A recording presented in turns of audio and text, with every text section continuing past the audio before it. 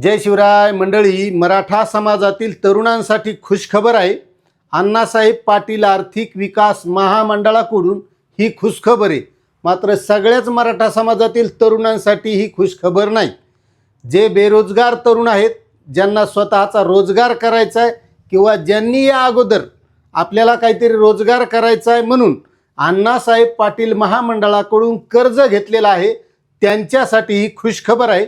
कारण आपण या चॅनलच्या माध्यमातून जे बेरोजगार तरुण आहेत, जे काहीतरी रोजगार करू इच्छितात, त्यांना कोणत्या तरी योजनेच्या माध्यमातून कर्जाची आवश्यकता आहे, अशा बेरोजगार तरुणांसाठी या चॅनलच्या माध्यमातून माहिती देण्याचा प्रयत्न करत असतो। ते नुसत्या मराठा समाजाचेच नाही, मग ते ओबीसी असो, धनगर असो, हटकर असो, एससी असो, एसटी असो, कोणत्याही समाजाचे बेरोजगार तरुण आपल्याला कर्ज घेऊन आपला एक स्वतःचा रोजगार उभा करू शकतात। त्यांच्यासाठी या चॅनलच्या माध्यमातून माहिती देण्यात येत असते।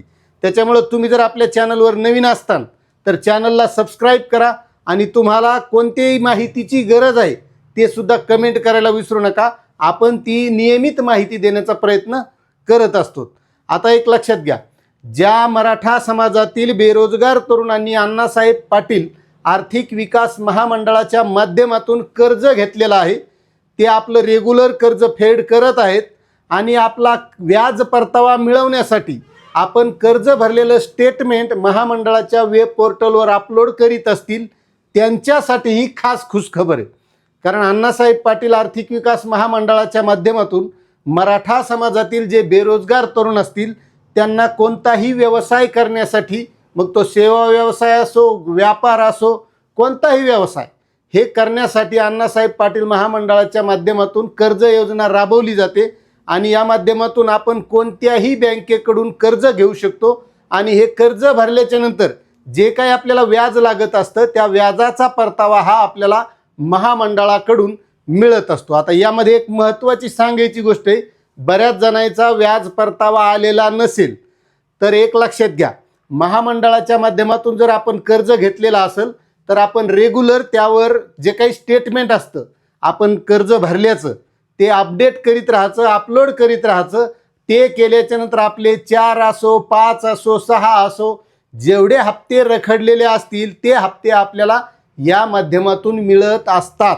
मात्र त्यासाठी जे काही आपण स्टेटमेंट अपलोड करतो त्यावेळेस आपला व्यवसायाचा फोटो, आपलं स्टेटमेंटवर त्या बँकेचा सही, शिक्का असं सगळं जर व्यवस्थित असेल तर आपल्याला नक्कीच या माध्यमातून व्याज परतावा हा मिळत असतो। आणि त्या व्याज परताव्याबाबतचाच एक महत्त्वाचा राज्य सरकारनं आज शासन निर्णय काढलेला आहे। आणि त्या अगोदर थोडक्यात सांगतो की आणखी ज्या बांधवांना या माध्यमातून कर्ज मिळवायचे, महामंडळाच्या माध्यमातून व्याज परतावा मिळवायचा, त्यांनी अर्ज करायला कोणत्याही प्रकारची अडचण नाही। आपण सहजपणे अर्ज करू शकतात। फक्त वाहनाच्या संबंधित अर्ज बंद आहेत सध्या। ट्रॅक्टर असेल, टिप्पर असेल, कोणतंही कार घ्यायची असेल तर त्यांच्यासाठी फक्त आपल्याला LOI मंजूर होत नाही। मात्र आपण इतर कोणताही व्यवसाय करायचा असेल तर लगेच आपला 8 ते 10 दिवसामध्ये LOI जनरेट होतो।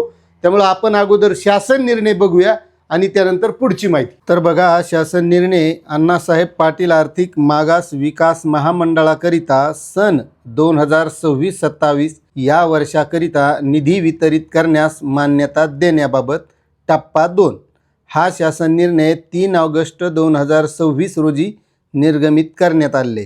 आता या शासन निर्णयाअंतर्गत अण्णासाहेब पाटील आर्थिक मागास विकास महामंडळासाठी सन 2026-27 या आर्थिक वर्षाकरिता 750 कोटी रुपये इतका निधी या अर्थसंकल्पामध्ये तरतूद केली होती। यापैकी 150 कोटी इतका निधी महामंडळास वितरित या अगोदरच करण्यात आलेला आहे। आणि आता व्यवस्थापकीय संचालक यांच्या पत्रान्वये अण्णासाहेब पाटील आर्थिक मागास विकास महामंडळ यांनी मागणी केल्यानुसार खालीलप्रमाणे निधी वितरित करण्यास मान्यता देण्यात येत आहे। तर यामध्ये 750 कोटी रुपयांची तरतूद, 150 कोटी रुपये या अगोदर वितरित करण्यात आलेले आहेत आणि आता या आदेशान्वये 300 कोटी रुपयांचा निधी वितरित करण्यात येत आहे। काही अटी आणि शर्ती यावर हा वितरित करण्यात येणार आहे। तर भावांनो, असा हा शासन निर्णय आहे आणि हे 300 कोटी रुपये आता या महामंडळास वितरित करण्यात आलेले आहेत आणि यापुढं ज्यांचे हप्ते अडकलेले असतील, रखडलेले असतील, त्यांना लवकरात लवकर वितरित होतील. मात्र ज्या बांधवांना कर्ज मिळवायचे त्यांनी लवकरात लवकर अर्जसुद्धा करायचे. नुसते मराठा समाजाचेच नाही, इतरही ओबीसी महामंडळ असेल, SC महामंडळ असेल, ST महामंडळ, जे महामंडळ आहेत सगळ्यांनीच यासाठी अर्ज करायचे. आणि जर तुम्हाला या महामंडळाच्या माध्यमातून मंजुरी मिळत नसेल तर त्यासाठी आपण उठावसुद्धा करायचा, आंदोलनसुद्धा करायचं. कारण राज्य सरकारनं इतक्या महामंडळाची निर्मिती केली की अजून बरेच आमदार त्या महामंडळावर अध्यक्षपदाची वर्णी कधी लागली याची वाट पाहिलेत. मात्र त्यासाठी निधीची तरतूद केली का नाही अजून काय मला माहीत नाही. आता ही माहिती तुम्हाला कशी वाटली नक्कीच कमेंट करा. माहिती आवडत असेल तर चॅनलला सबस्क्राईब करा आणि जास्तीत जास्त बांधवांना ही माहिती शेअर करा. धन्यवाद.